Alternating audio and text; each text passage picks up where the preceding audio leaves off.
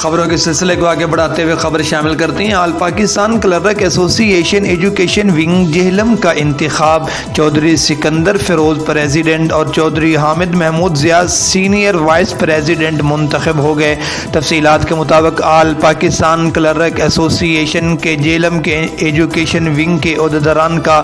انتخاب کر لیا گیا۔ ایپ کا جہلم کے ایجوکیشن ونگ کے لیے Chaudhry Sikandar Feroz president, Chaudhry Hamid Mahmood Zia senior vice president اول، Syed Iftikhar Hussain Shah senior vice president دوم، اسامہ مسعود کیانی وائس پریزیڈنٹ اول، محمد حسین وائس پریزیڈنٹ دوم اور جاوید مسعود بٹ کو جنرل سیکرٹری منتخب کر لیا گیا۔ دیگر نو منتخب عہدیداران میں محمد طیب ارشد، عمران افضل فنان سیکرٹری، سرفراز محمود فنان